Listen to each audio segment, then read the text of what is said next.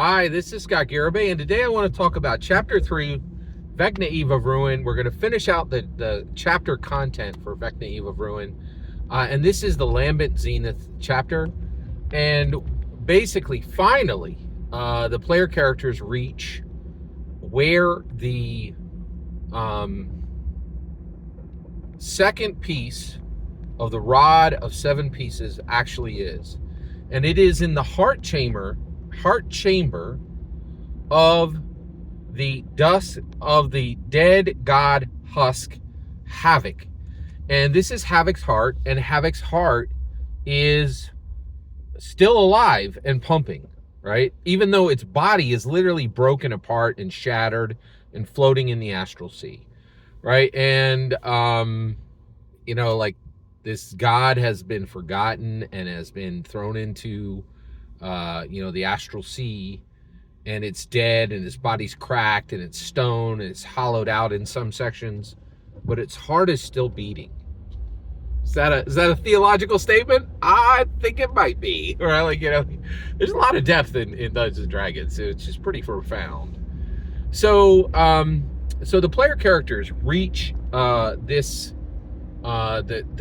Havoc's heart, and what's interesting is Havoc's blood causes force damage to anybody who touches it, right?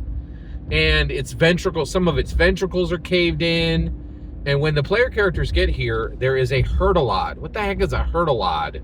And I think this thing is actually a custom, creature just for this section. And this Hertilod has consumed the rod piece, right? And in order to get it out, the player characters literally have to kill this creature and cut it out, or they have to go inside and cut this thing open from the inside out, right? Which is, at this point, like going into a creature and cutting it open from the inside out is like de rigueur. We've seen it so many times. But the player characters need to go in and cut this rod of 7 pieces out of this creature. All right. So they actually finally do that. They actually get into the mix with this creature, and they cut it out. And at this point, they have the second piece of the 7 pieces of the rod. They have the second they have the second piece of the Rod of 7 Pieces, and that's it. And at this point, they can return to the to Sigil, right? Illustriel's sanctum, Sigil sanctum, right? And so Sigil is this place with all these gate towns, and Illustriel's got like a dope little apartment there, right? And the player characters now are starting this rhythm of, okay, we got the next piece, we can go back to the Sigil of the Sanctum. I think there might be a way for the player characters to not return to Illustriel's Sigil Sanctum and just go to the next piece, because it does tell them where it is. The issue, though, is going from wherever they were to wherever the piece is next is probably inefficient. All right. Now that's all of the chapter content, but we got a little bit of time in this video, so I want to break into what the good, bad, and the ugly, right? And actually, the good and the bad. I don't need to say anything ugly, right? So let's talk about the good and the bad of this chapter. So the good of this chapter is I am absolutely loving this canon hardback. But what really kind of blew me away was I loved how Spelljammer was used here, right?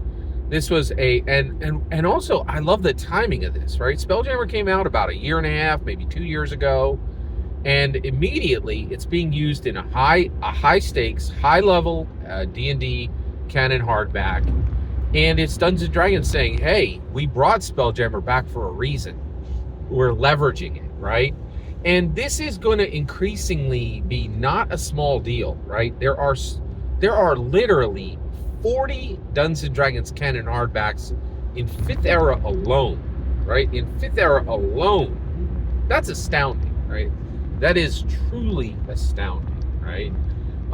And And so I really like that they're actually saying, hey, these settings matter. So the other thing I really liked was the crew of the Lambent Zenith, and the Lambent Zenith shown in the Astral Sea as a wreck, right? And also that really leaning into increasingly Dungeons and Dragons 5th era, right? Which is, we're about to move into the Infinite era, has really been is moving away from monsters. Actually, the monsters were there, right? Basically, I think what Amanda Heyman did with this chapter is she's like, hey, I know, here's the Grells. I know you got to fight them. Here's the Hertilod. I know you got to fight it. Here's the astral, the astral angler. I know you got to fight it, right? And really, but throughout this, she's saying, hey, here's Sirit, here's Deveris, here's this Blink Dog Akasa, here's Ilrin, who's really a Death Slade, here's Sirit is really a Coatl, and just building this beautiful map of characters, right? And saying, hey, you're at this wreck on a dead god husk in the middle of the Astral Sea, but it's populated with people, right? And each one of these people has their own stories. Each one of these people has their own secrets. That's another thing. Holy cows, man. The power of the secret, right? Like, the power of the secret, and the idea that you get this powerful secret and you can use it as a currency, and you can whisper it to the multiverse, or you can use it for its practical use, right? But if you use it for its practical use and you tell someone the secret, you can no longer whisper it to the multiverse. And the idea of power coming from secrets.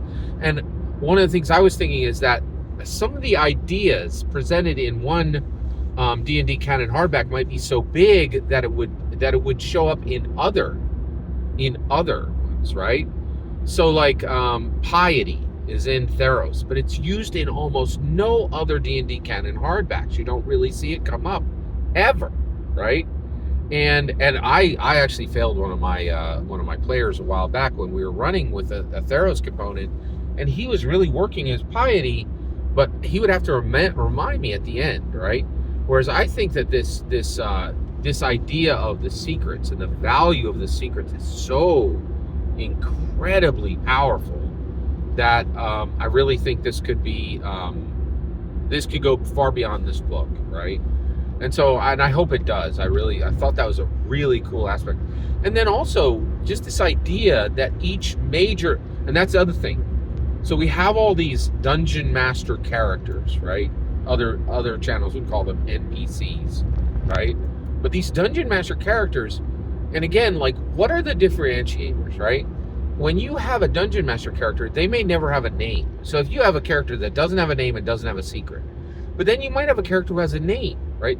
But you really know you're cooking with gas when you hit a dungeon master character with a name and with a secret, right?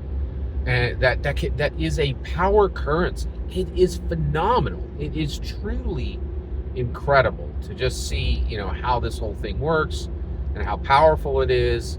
And I was really, really impressed with this, and just really, really impressed with the way this was broken out. The other thing that I wanted to say is there was this promise. There was talk 10 years ago when 2014 Dungeons and Dragons was being crafted, the 2014 PHB, and there was this talk about delivering modular rules. And the reality is, modular rules were really not delivered with 2014 Dungeons and Dragons PHB, DMG, MM, right? But now, 10 years later, modular adventures have been absolutely perfected, right? And what's really astounding is we don't talk about Dungeons and Dragons victories, right? And it's one of the reasons why my channel is small. I really celebrate Dungeons and Dragons genuinely. I don't side-eye, like press up on it, and I don't whine about it constantly, like just the way Bob Builder, good grief, that guy, I feel strongly he despises Dungeons and Dragons, absolutely despises it.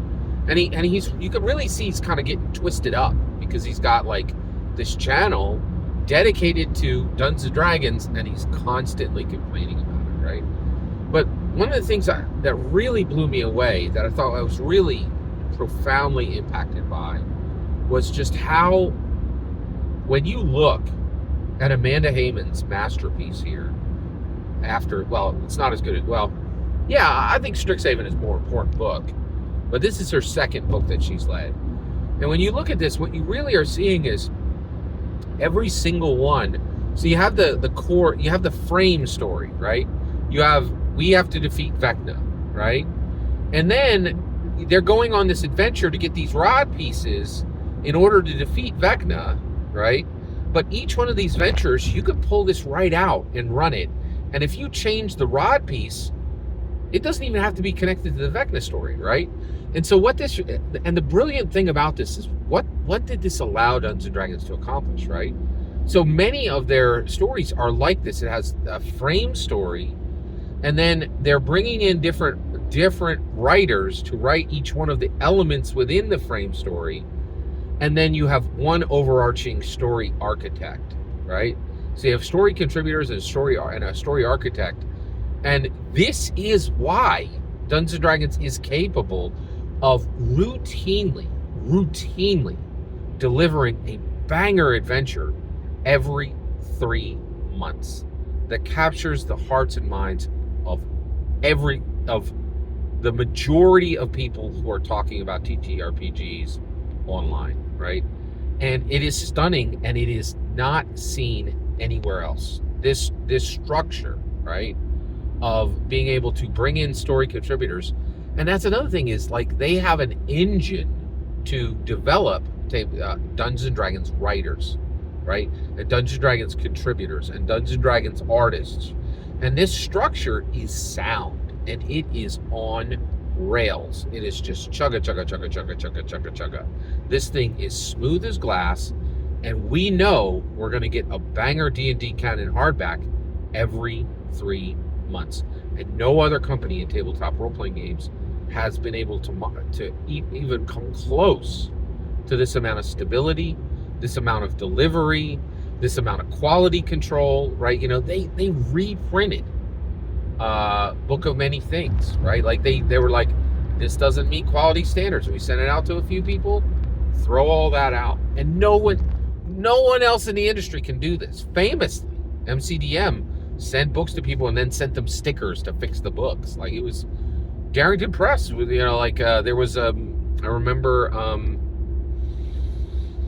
Mike Flourish talking about bowed books and, like, you know, all kinds of stuff, right? You just, you know, what Dungeons & Dragons has done, the stability it has created with these modular adventures, right? So they did not deliver modular rules.